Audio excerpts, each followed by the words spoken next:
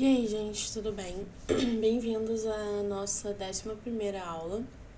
A nossa aula de hoje vai ser uma aula bem breve e eu já vou explicar por quê. Bom, a aula de hoje é sobre os phrasal verbs e eu vou dar um contexto, né? Essa aula é para mais dar um contexto do uso, da estrutura mesmo, pra gente saber entender como usar, quando usar. E eu já vou adiantando a vocês que os phrasal verbs não tem receita. No final, eu botei como referência, né, de onde eu tirei material, que é esse livro da Michaelis, Dicionário de Phrasal Verbs. E eu recomendo muito vocês procurarem. Tem na internet, tem PDFs, assim. Porque, assim, infelizmente, né, os phrasal verbs são coisas que você tem que... Você vai conversando com as pessoas, você vai lendo livros e aí você vai encontrando os phrasal verbs. Não tem receita mágica, não tem macete e já a gente vai entender melhor por quê. Bom, primeiro, o que são os phrasal verbs? O phrasal verb é uma palavra que é composta de um verbo mais uma preposição ou, em alguns casos, um verbo mais duas preposições. Na literatura mais antiga, eles são chamados de multi-word verbs, mas hoje em dia esse termo já quase não é mais visto, ok? Geralmente a gente vai ver como phrasal verbs. Esse verbo, juntamente com a preposição, ele cria uma nova palavra, uma nova categoria, que são os phrasal verbs. E geralmente o significado deles é muito diferente do significado do verbo original de onde veio, né? Assim, do verbo junto com a preposição. O que acontece? Bom, eu vou dar um exemplo para vocês. A gente tem o verbo whip. Esse verbo, ele significa chicotear, né? Ou bater, né? Você pode bater gema, bater uma massa, com creme, entendeu? Mas a gente tem um phrasal verb chamado whip up. Bom, aí você imagina que você tá lá em casa, na hora do almoço, e aí chegam umas visitas, aí você fica, caraca, o que eu faço, né? Você fica desesperado, porque você não tem comida em casa. Bom, aí ele tem a frase: I'll whip up a cheese omelette for lunch. O phrasal verb whip up, ele significa fazer algo rapidamente, né? Desenrolar ali uma coisinha para fazer rápido para todo mundo comer, entendeu? Mas vamos parar para analisar. Se a gente tirar o whip, não faz sentido, né? Assim, você sabe o significado do whip, que é chicotear ou bater. Se você marolar muito na interpretação de texto, você pode até pensar, fazer um negócio ali rapidinho, né? Mas assim, olhando, a gente nunca ia imaginar que o whip ia ser isso, né? O whip up ia ter esse significado. Então, um grande problema dos phrasal verbs é que mesmo você sabendo o significado do verbo ou juntar esse significado com uma preposição, não vai ajudar. Às vezes você pode até ter uma dica, mas na maior parte das vezes não vai te ajudar a saber o significado. Assim, claro que é muito importante você saber o significado isolado dos verbos, porque assim, às vezes pode dar uma luz, mas na maior parte das vezes não. Por exemplo, só com whip, a gente tem mais alguns, que a gente tem o whip off, whip, O-F-F, que é você escrever algo às pressas, né? Ou ser levado bruscamente. Ou a gente também pode ter o whip out, que é você sacar alguma coisa, tirar alguma coisa muito rápido do seu bolso, entendeu? Pegar alguma coisa rápido. Ou você tem o whip through, que é você fazer alguma coisa correndo, fazer alguma coisa rápido, meio que de qualquer jeito. Então você vê que, assim, tem alguma coisa em comum. Por exemplo, o whip, nesses whip up, whip off, whip out e o whip through, a gente vê que tem em comum que são coisas que você vai fazendo rapidamente. Só que assim, você tem que decorar. Infelizmente, você tem que decorar essas coisas. Os phrasal verbs, eles podem ser, agora é a parte chata da gramática, né? Eles podem ser transitivos ou intransitivos, né? Então, os phrasal verbs que são transitivos são aqueles que eles precisam de um objeto. Que nem no português. Então, por exemplo, a gente tem o phrasal verb look into, que é investigar. Por que ele é transitivo? Porque você sempre investiga algo. Então, the detective is looking into the robbery. Então, ele está investigando o roubo. E os phrasal verbs intransitivos são aqueles que não precisam de objeto. Por exemplo, quando a gente fala Mary sleeps on Sundays, a gente sabe aqui que sleep in é um phrasal verb e ele significa dormir até tarde. Então, ele é intransitivo, porque você não precisa de um objeto. Você pode falar, Mary sleeps in, Mary slept in, entendeu? Então, você pode dispensar o objeto. Aqui a gente tem duas orações, ó. Paul hung up the telephone. Paul said goodbye to Janet and hung up. Na primeira oração, o phrasal verb, ele é transitivo, porque o hung up, ele tá ligado ao telephone. E na segunda, ele é intransitivo, porque não tem objeto nenhum. Ele apenas said goodbye. Às vezes, os phrasal verbs podem ser separáveis, né? E o objeto do phrasal verb, ele pode ser distribuído ali entre o verbo e a preposição. Mas a separação, ela não altera o significado. Por exemplo, a gente tem aqui Paul hung the telephone up. Continua o mesmo significado de Paul hung up the telephone.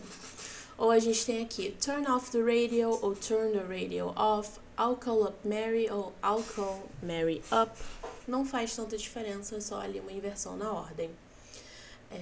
Bom, agora a gente tem mais um pouquinho de contexto, né? Os phrasal verbs, eles são usados por todo mundo que fala inglês e com muita frequência.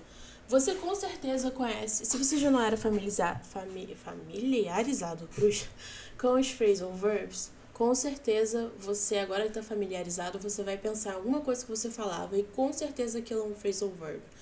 Porque eles estão muito intrínsecos ali na linguagem. E eles fazem parte ambos dos discursos formais e informais. Às vezes, acontece muitas vezes você ter um verbo comum, que não é um phrasal verb, para descrever uma ação, mas como falante de inglês você usa um phrasal verb no lugar.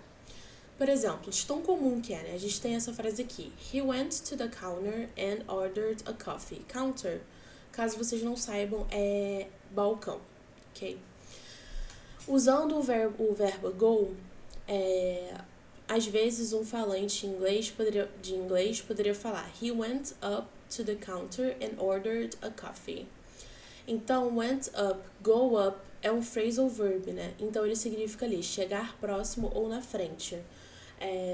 Quando você vai chegar em alguém e você tá contando pra alguém e fala... Assim, me enrolei toda.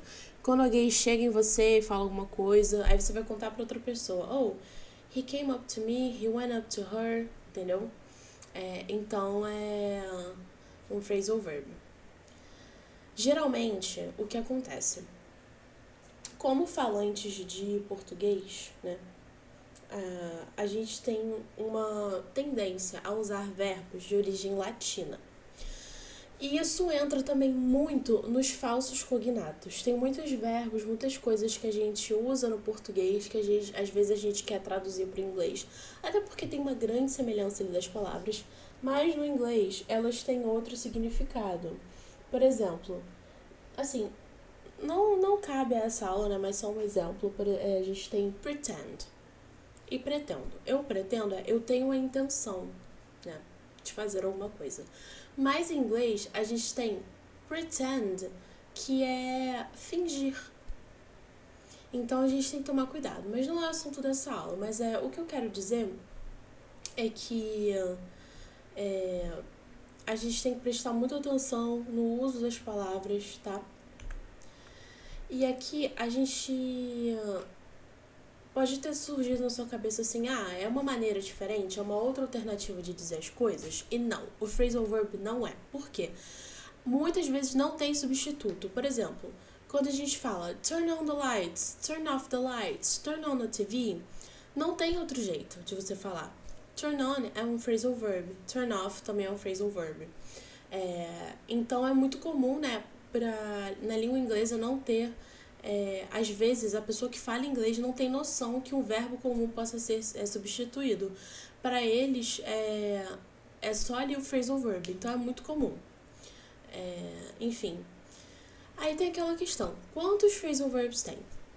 O livro do qual eu tirei isso aqui, ele é da edição de 2003. E na edição de 2003 falava que com o verbo look tinham 18 phrasal verbs. Acredito eu que já tenha muito mais, mas é só para vocês terem uma dimensão. Só com look, a gente tem look after, look ahead, look around, look at, look back, look down.